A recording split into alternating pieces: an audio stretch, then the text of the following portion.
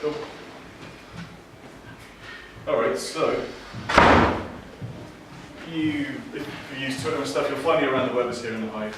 It means nothing, but you can really log into it, so I've got that going. So tweet me up if I'm talking bullshit, or if you've got any questions, equally fine. I also do some events from time to time called Speak the Web. We did a few in July. 5 cities around the northwest. Going to be good fun. It may be something again. Who knows? We've also got a side project called Break the Page, which is kind of everything outside of the day-to-day web stuff.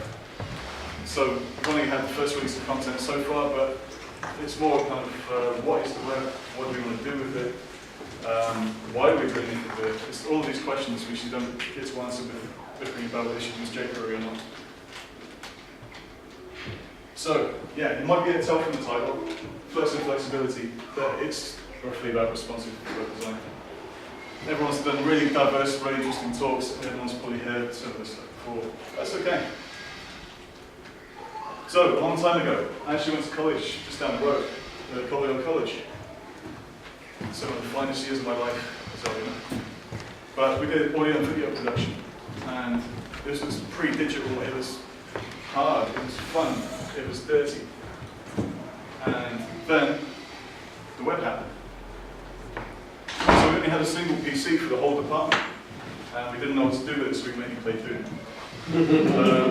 So there's loads of us clueless with technology, because we were making stuff with mixing desks or with edit suites. And she would have heard about the web, and this was maybe 96, I guess. Said, oh, you've got to get this. It's going to be amazing. We were all clueless. So we got us on. The college for us, but we've got on it. It took us a while to realise it was costing £4 a minute. It took the college longer to realise, and then they weren't very happy. And it was mighty fast. But it made me think that actually some of the sites I went to probably cost them £2 a visit. You go to your favourite band's website, they only had a few graphics, but it took so long to load. Actually, probably cost a lot of money, each one of those visits. The very first thing we did on CompuServe was set up a little chat room. And there was one other guy in it. There was 10 of us gathered around this PC and saying, yeah, what do you do with the chat room? There's a guy here from somewhere else in the world. How cool is that? So, where are you from? Canada, eh? So what they're like. We had no clue what to do with it. And Yahoo had hundreds of sites. How could you ever look at all of those? Incredible. I kind of missed how do we make stuff from the web. I didn't get that part of the equation. It took a little while to try and look into it.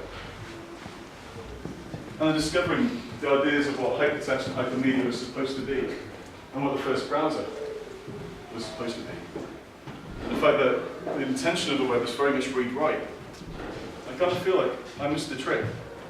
Completely didn't get that bit. I always felt like you must need this huge amount of knowledge, this degree to make a website. I have no clue. And it's the kind of shock of, I can do that! I can make websites! I've never made that connection. And I missed the point that anyone can and should contribute to the web. It's a beautiful thing. People are central to the web. If you don't get that, you're missing something fundamental. And I missed that.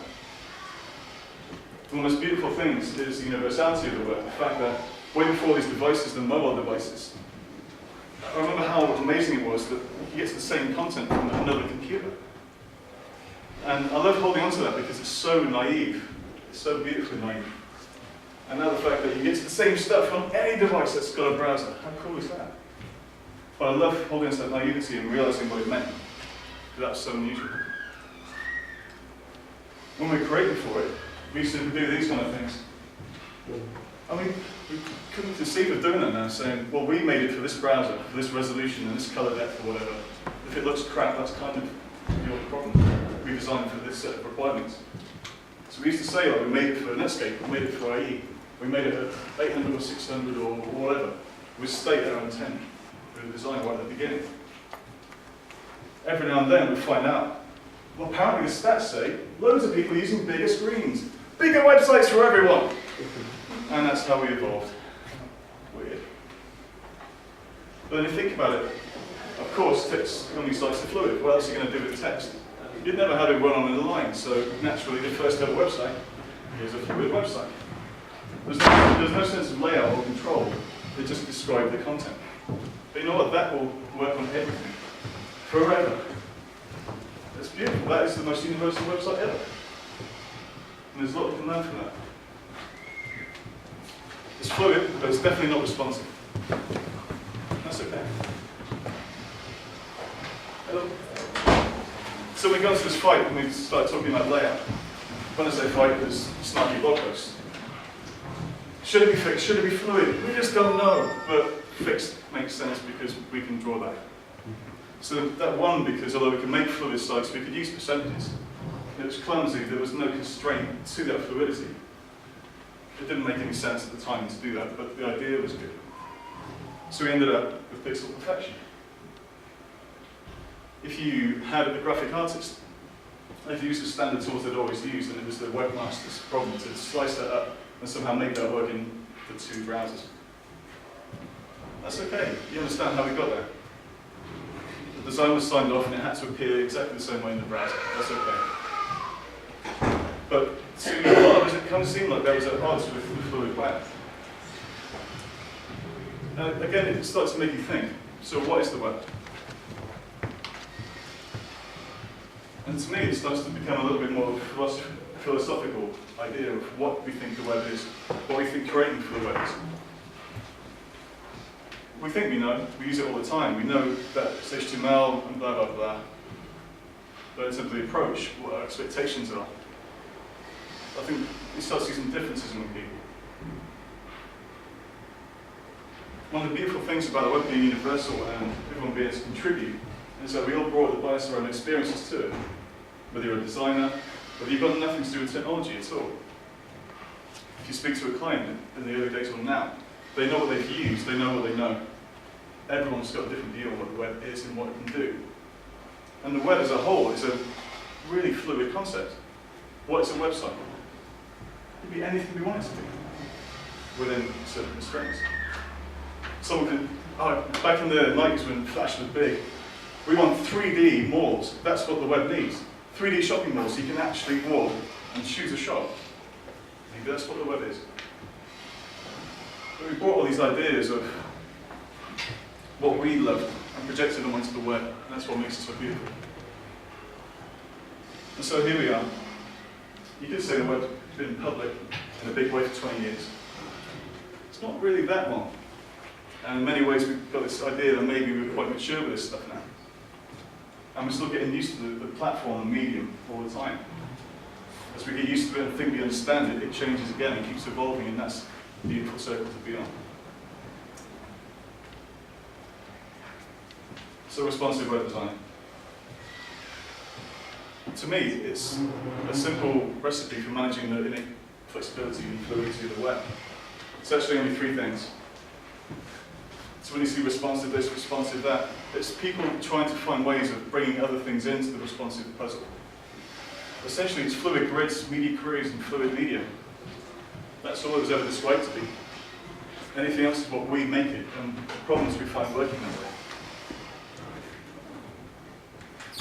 So when it first came around, we ended up kind of having that debate all over again. Does everything have to be responsive? Does it solve all my problems? Is that what we really want the web to be? What's wrong with a fixed site and a separate mobile site? That solves the problem. On the whole, that's fine. I don't think it's a versus argument. They're both valid cases. You do what's right for your project, your client. But what responsive design gave us was a sense of control, whether it's an illusion or not. It gave us a chance to articulate how flexible something should be, in what way it should be flexible, what it should respond to. And to me, it seems a lot more in tune with the innate flexibility of the web, because fixed things, fine, but you've got this, a browser window could be any size. A device could come out tomorrow of a different dimension. We shouldn't need to care. It should work. It should be universal. So to my mind, it started to make us think about everything that we do in some way or other. So within media queries, when you describe that change, you use breakpoints. You choose a measure of where you would like to make a change, based on width or height or orientation or something. And that's all they are. It's a way of describing change. So it happens to be that most often we'll look at width. So at some point, you may want to step in and make a design change, because this element no longer makes sense to keep going, filling that viewport. You want to step in and describe, now you're looking stupid. Let's not have stupid design here. We'll make a change, we'll make this look good all the time. It's really powerful stuff. But I don't quite understand how we ended up in a world where we have these categories based on current devices. It's not a de facto way of doing responsive design. This is a choice. If that's a valid choice for what you want to create, that's absolutely cool. But I don't understand quite how we ended up in this world. It's a very, very short-term way of looking at the problem.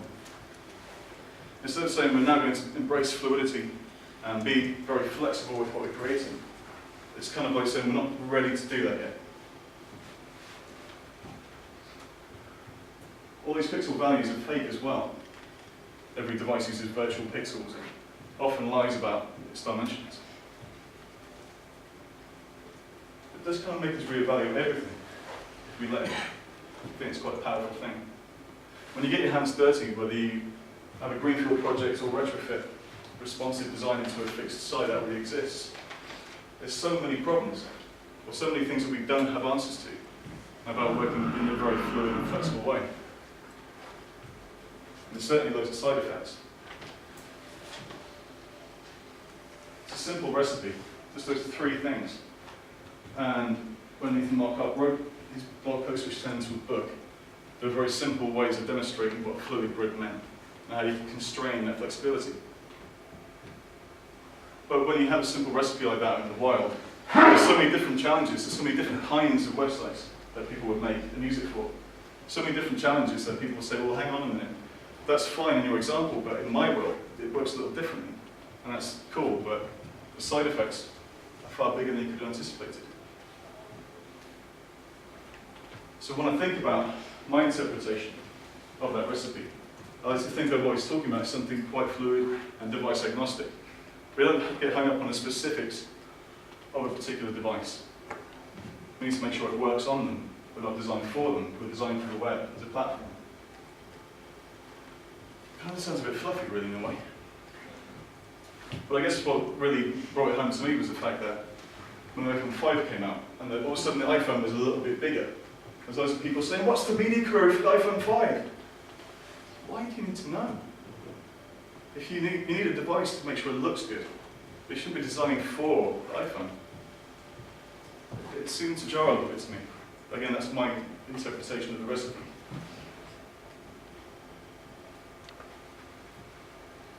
So with measurements as well, in a fixed world, it makes perfect sense to use pixels. We're trying to get pixel accurate with everything and placement. We start looking at what fluidity and flexibility can bring us. Measurements are now a choice. We can use pixels, that's perfectly valid. But personally, I go the wrong way in my slides. I say death to pixels. Well, for measurements in a responsive site. Because they're a choice you can make. And my personal choice is not to use them because they don't feel appropriate for something that's fluid. So the measurements I tend to use are n's for width and x's for height, because they're based on type. And this type being fundamental to all content on the web, aside from a massive video, an image, that seemed appropriate to me. So I base my media queries on n's or x's, and try and base my paddings and margins and everything like that on the type. Kind of feels right to me. So we start going through our process of thinking about our content. And that's often, in so many projects, the last thing you get. In an ideal world, you'd know what you're trying to create around. But at least trying to establish some kind of reality for what the content you're working with is. It's really, really hard. Because going back to that first site, my main concern was pure text. you start to think about legibility, you start to think about typography. If you're using a font service, if that service fails, does it still read well? Does it still look appropriate? These are all choices right from just plain text. So thinking about how type renders as well. Before you've even got too bedded down in design and breakpoints and the challenges, not only if your service fails, but actually some of those fonts you get from fonts or whatever don't render very well across devices. You know, Windows machines tend to render things like crap anyway, but so do a lot of mobile devices. But it's understanding like this is a choice. Are we okay with that? There's another point of failure, and we've only just put our content in. So we build up and we think about how do we use space. We've never really had that problem before in the past because we'd say, our site's 1024, we'll probably bring it in a bit to 976, that's the site. And that's a real constraint that we can use. But when we start from the basics and try and work out how can we use a space in an interesting, fluid way, at what point does something start making sense? And we need to design that change. Now it might be that this big type looks fine at this side, but if this slide went all the way to the wall, and you have a surface that could be at any point across here, I probably want to stop that from looking stupid and just floating with massive white space over here. You might want to design some change. I might want to unpop the font size. I want to move it around or place it better and design that change.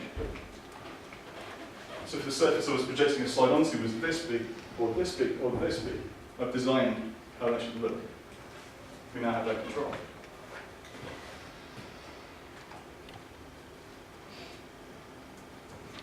So because we're working on the web, I'm not going to go near the term web app. Kettle of fish. Kettle of fish. It's a kettle of something I don't want to open. Somebody let me know what that should have been. But it's how close we get to the device, because the devices are looking at the web, not us trying to be too close to the device.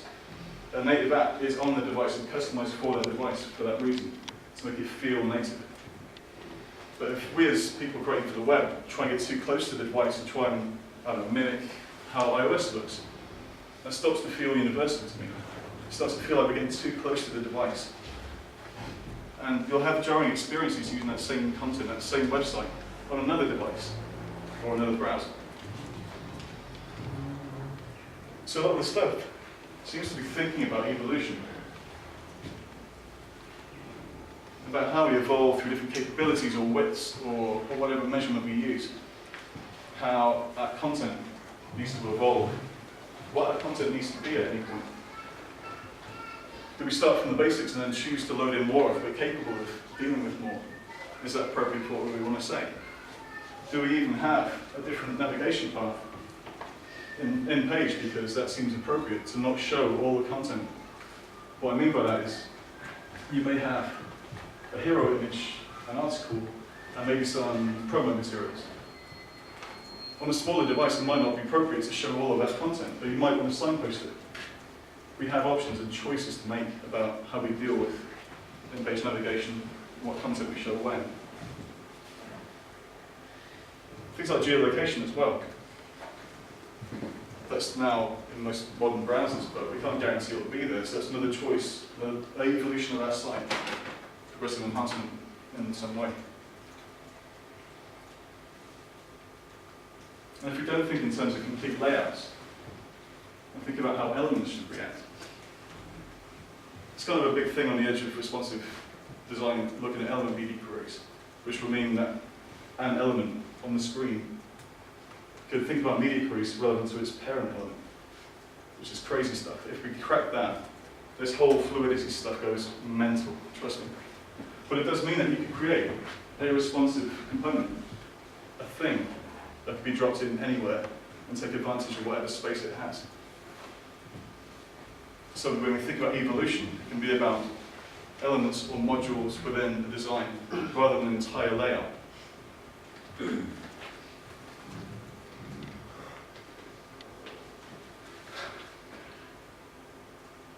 Navigation is an interesting one, because if we think in terms of width of viewport equaling a device, then we end up having some kind of mobile specific navigation model and some kind of more desktop-y navigation model. They might be similar, but it's how you present that. You need to have some sense of consistency of experience between different devices. And also not assuming that with a viewport is a device. It happens to be narrow, but you could be watching football in one browser window and have a narrow viewport in the browser. Easily. How can you have a consistency of navigation as best you can within width constraints, which is really what we're talking about. That's a real trick, and very few people have really solved that. But then when you think, if you start from the site, it's really, really narrow. Maybe you've got your little icon for menu, and it expands. That works really nicely. Between there and your typical desktop, how does that navigation model expand and not give a user any surprises? So if they have some random Android tablet, which happens to be that way, what's their expectation of that navigation model? Are they still going to be able to find what they expect to find? They're tough challenges, really. And you start seeing bleed their patterns. So we used to use this purely to say this is your menu, predominantly on smaller viewports on smaller devices. And now you're seeing it creeping into typical desktop sites, or fully responsive sites more likely. That's kind of interesting how you see a pattern, or an icon like that, suddenly be more prevalent, coming from one solution, one problem. Quite like that.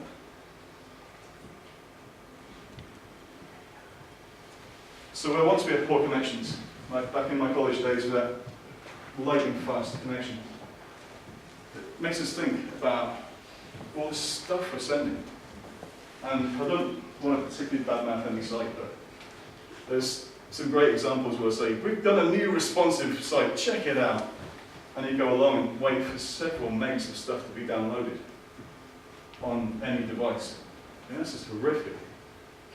There's one which is a technical magazine for digital types, let's say. And when you analyze that in like developer toolbar or something like that, you see the amount of stuff. I don't see how you can justify that. It was just kept coming. Ridiculous amounts of assets and scripts just to try and make this work across all the devices they assumed would be using this. So if we think about constraints, it's not about mobile devices. Capability might be low memory power. It might be you've got no connection, you have a connection. You have dial-up, you have broadband. These are all capabilities. The devices themselves don't always matter. If you think about how much we're charging our visitors, like I was saying, in the old days I realised how much I was costing the college. I go to a band's website, that was like £2 every time I looked. The same content, basically. And we've gone full circle and doing the same thing again. But we don't realise it. We've got 3G and we're downloading all these assets. And it's eating away at our pay-as-you-go data or a certain amount that we've got within our data plan. That's what it comes down to. If you have 4G, you're still going to be using someone's money. Because they're not just going to go, oh, have 4G and just do whatever you want, it's fine. They need to make their money somehow. So we are charging our visitors. Something that gets overlooked is the client-server conversation. Your browser goes to the server, requesting whatever is at that URL. It sends back that HTML and any assets it has with it. That's the basic thing. But what do we know at what point? If we're more familiar with the interactions that we're making between the browser and the server, as we're requesting more assets, we can be smarter with that. If you do much worse stuff, you think you can lazy load content, meaning that there might be some stuff you can wait until after the initial load to then go and fetch later and bring into the page. You often see that with images where the first few might load, and as you scroll, it goes and fetches more. This is part of the conversation that we're having with the browser and the server. The DOM interactions that we do, jQuery being a great example. We can do great animations and manipulation really, really simply with something like jQuery. But every time we do something with the DOM, we're forcing that browser to repaint, reflows, recalculate that layout. I haven't realized that even just asking for a width or a height of an element does this. quite astounding when you look at the behavior in Chrome DevTools. And you look at every single thing which could be forcing a repaint or a recalculation of some kind. And this is in Chrome. You can go to any site and do this. You just hit the record button down there, hit refresh or load, and just watch what every site does. You can look at the memory usage, which is really interesting, especially for the crappier devices. It's not just about the speed, it's just that a lot of these devices process really slowly. If you're doing a lot of DOM manipulation and forcing it to keep re-rendering, that poor little device is choking. It's already downloaded the stuff, but it's screaming and you don't know that that's what it's doing. Sorry, I watched exit stands for the first time in ages, and I'm thinking that every device is somehow human or something. Twisted film. All the stuff like Y-slow or page speed you can get for this, which helps with performance as well. They're plugins, they give you so much information that we didn't have before. So performance is just, it should be a given, but it isn't. So JavaScript, we need the libraries that we use. Really, we should be trying to go native if we can, and choose a library if we really have to. Try to go for the smallest you can get away with everything. Zepto, for example, works like jQuery, but gets rid of loads of the crap. You could actually do a custom build of jQuery, so it doesn't have to have all the crap in there. If you don't need animation, losing that could save you 30K. These are all choices we can make now. And we can use CSS animations or transitions, rather than assuming it has to be done through JavaScript. But, you know, we can polyfill everything nowadays. And Modernizer has a great list of them. A polyfill, if you don't know, is essentially a piece of code which fills in a capability for the browser it didn't come with. So like, modern browser will have geolocation built in. All the ones don't. So you get a polyfill which tries to fake that for you. You get polyfills for media queries for browsers that can't do media queries. So while we can polyfill all these things, we can do animation through JavaScript. Maybe we shouldn't. Or we should really consider what we're asking these older browsers, or less capable browsers to do.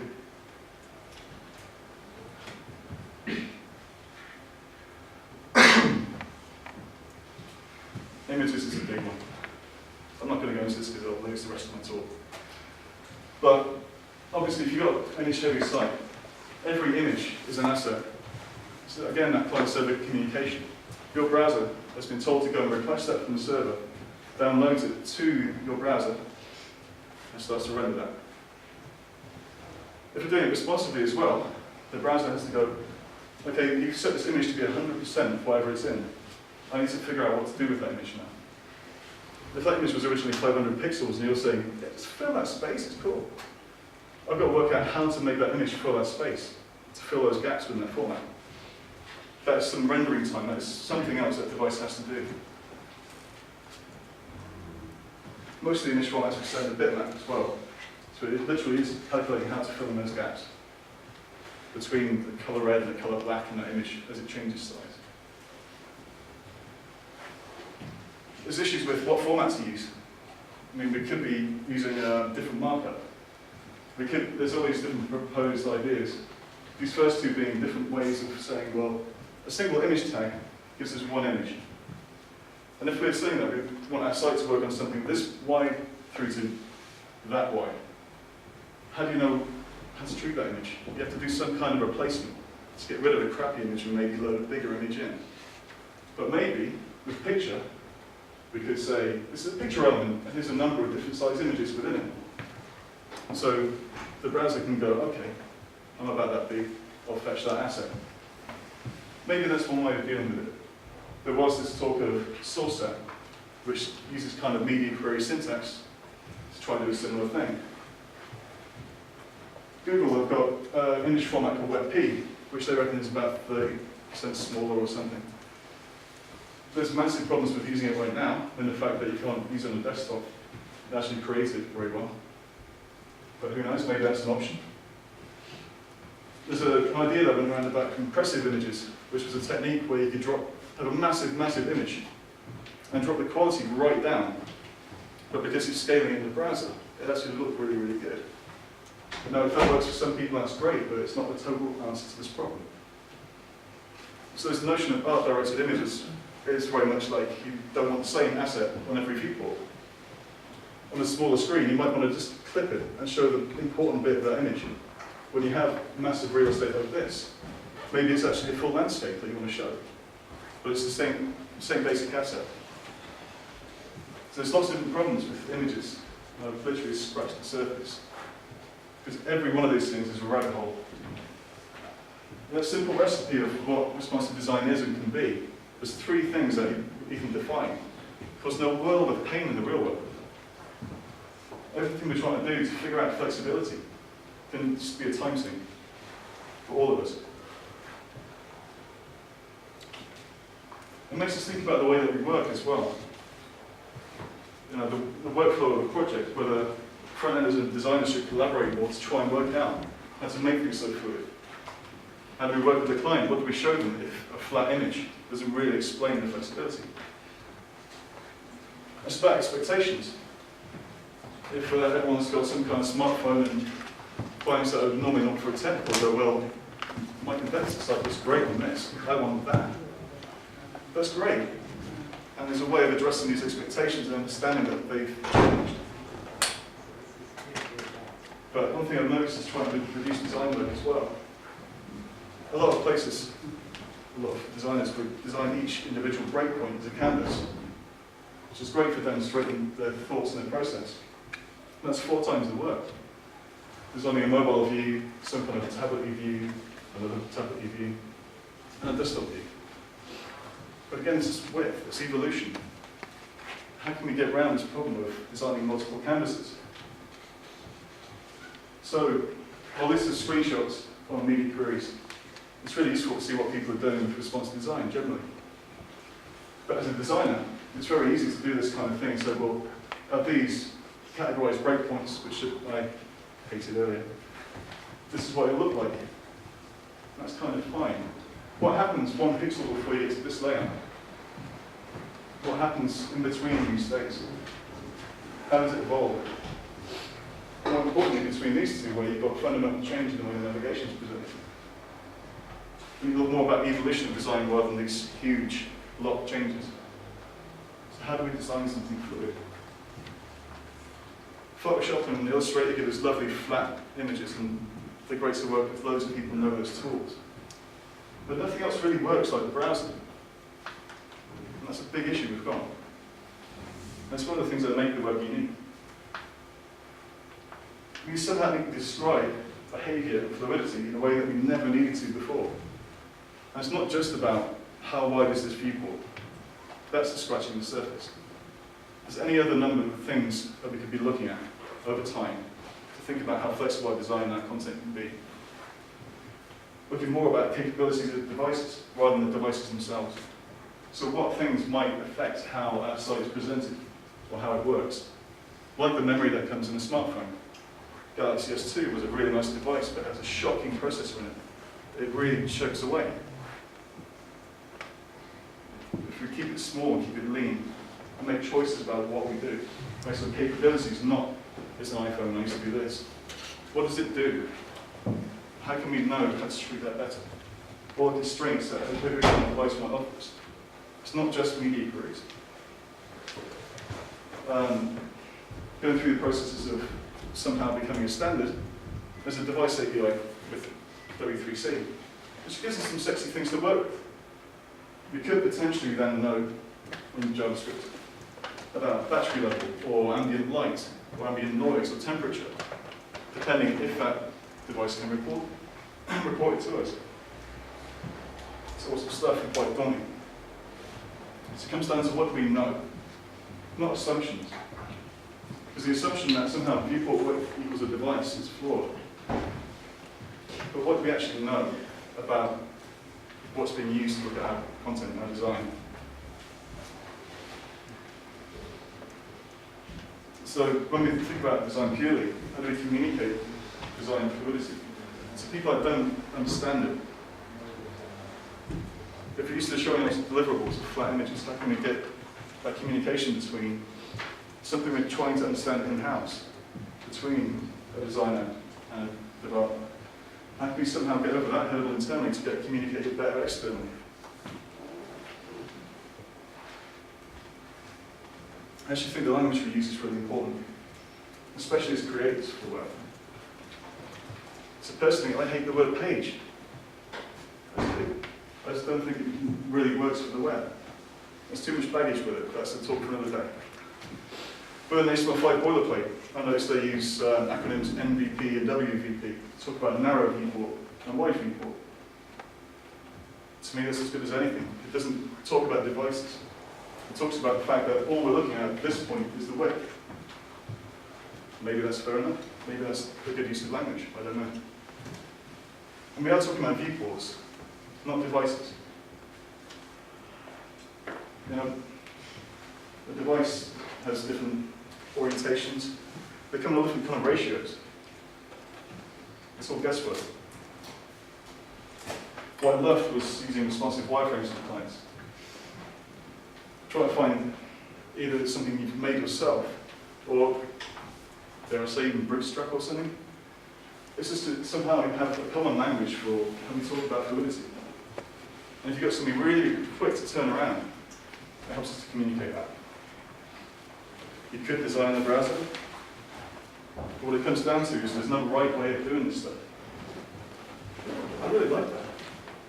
There's no prescribed way of making a perfect responsive site. Anyone who says there is talking bullshit. You can use pixels if you want. You can not. You can choose to lazy load content. You can choose to send a massive payload to a device. It's up to us. It's what's appropriate for what we're working on, within the capabilities of what our team knows.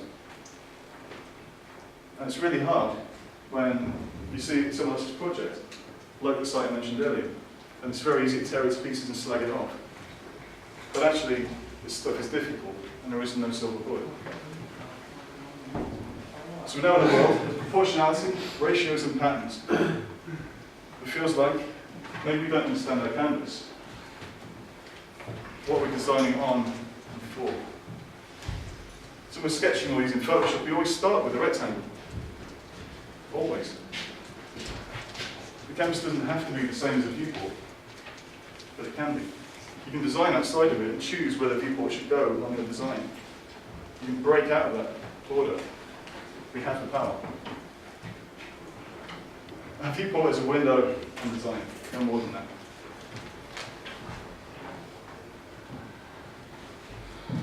So we've got this pattern of navigation where we've got a sliding menu from the side.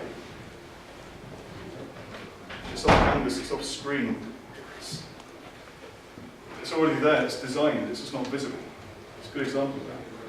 So we're now in this world of thinking more holistically about design, the choices we make, the mental models that we try to communicate through navigation. It's the web, it's not a mobile thing, it's not an app thing, it's the web. So let's have a solid baseline and progressively enhance from there. And I realise it's a jarring time to work on the web. There's so much change, there's so many devices and things to contend with. But I realised actually it's always been that way. We just think that we know what we're doing and it changes again. But that's just the way it is. We have so many choices to make with processes and tools. It's quite daunting. I mean, Adobe Reflow looks like it's going the right way, if you don't use the CSS output. There's so many choices to make, and every option is part of our toolkit. But that's all it is. There's no prescribed way of doing this. There's understanding the options that are open to us and what's right for our project. We work in a state of flux, and that's okay. There's no status quo, except for that. It's just linked to HTML files, and it's all about embracing flexibility. This progressive enhancement in so many different ways, and we need to think about the language that we use. You can't assume that everyone's using a mouse or a keyboard. So in short, think fluid. We can't know what's next. As creators of the web, we shape the future of the web. Thanks.